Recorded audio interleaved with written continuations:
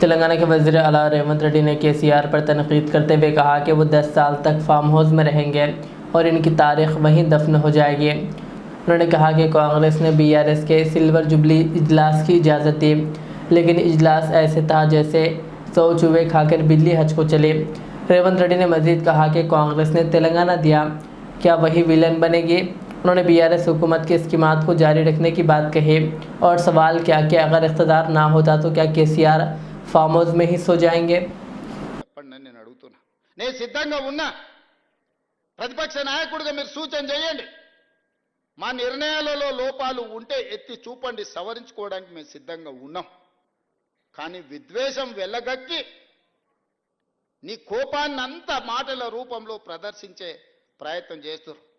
ఆయన కళ్ళకు ఆయన చూపుకు ఒకవేళ బలమే ఉంటే ఆయన కడుపులో ఉన్న విషంతోనే ఒకవేళ ఎదురుగున్న వాళ్ళని మాయం చేసేది ఉంటే ఈ పార్టీకి వేదిక మీద ఉన్న మేము ఎవ్వరం లేకుండా పోయేటోళ్ళం.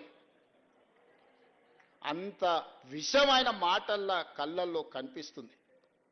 ఎందుకే 40 ఏళ్ళు తెలంగాణ ప్రజలు నేను గుండెల్లో పెట్టి చూసుకున్నందుక కాంగ్రెస్ విలన్ అంటాడు. నాకు నిజంగా ఆశ్చర్యం కలిగింది. కనీసము మాట్లాడే ముందు మనం ఏం మాట్లాడుతున్నాం, మనం మాట్లాడిన తర్వాత ప్రజలు ఏ విధంగా తీసుకుంటారని ఆలోచన చేయాలి కదా. మనకు విచక్షణ ఉంది కదా, ఆలోచన ఉంది కదా.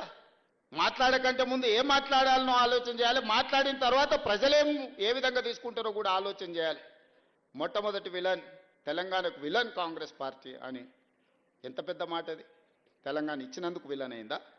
మేము తెలంగాణ ఇస్తే 10 ఏళ్ళు నువ్వు తెలంగాణ ముఖ్యమంత్రి అయి దోసుకొని టీవీలు పెట్టుకొని పేపర్లు పెట్టుకొని ఫామ్ హౌజులు కట్టుకొని ఇంటిల్లి పాది పదవులు అనుభవించి కాంగ్రెస్ ఇచ్చిన తెలంగాణలో నువ్వు లబ్ధి పొందినందుకు కాంగ్రెస్ విలన్ అయిందా?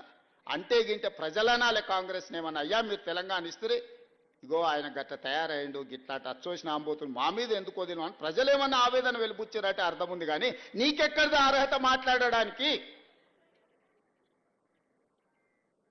అంటే ఆయన ఆలోచన ఎట్లుందో ఒక్కసారి ఆలోచన చేయండి. ఆగమైందంటుండే, ఏం ఆగమైంది? నీ కుటుంబం ఆగమైందేమో.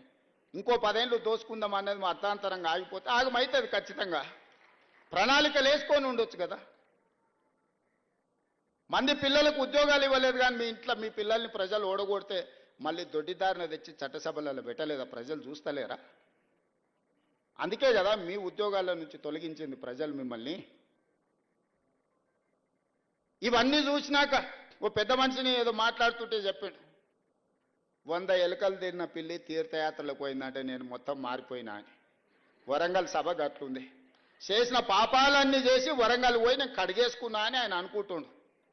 కడగలేదు, 101 పాపం కూడా అక్కడ చేసి వచ్చిన స్వామి నువ్వు. ఎందుకంటే కాంగ్రెసే తెలంగాణకు విలన్ అనడం ద్వారా. కానీ ఒక్కటి మాత్రం నాకు అర్థమైంది, నా పేరు తీసుకొని కూడా ధైర్యం రాలే. మొత్తం ప్రసంగం మీరు గమనించండి, ఎక్కడైనా పేరైనా తీసుకున్నాడా? మా కాంగ్రెస్ పార్టీ కార్యకర్తల బలం ఏందో దాన్ని బట్టి అర్థమైంది కదా. అందుకే ఈరోజు బసవన్న స్ఫూర్తిగా ప్రజాస్వామిక విలువలను కాపాడాలి, ప్రజలు మెచ్చే విధంగా పరిపాలనను అందించాలి, ప్రజల కోసం సంక్షేమ పథకాలను అమలు చేయాలి, ప్రజల అభివృద్ధి కోసం ప్రణాళికలు సిద్ధం చేయాలి, రాష్ట్ర ఆదాయం పెంచాలి, పేదలకు పంచాలి.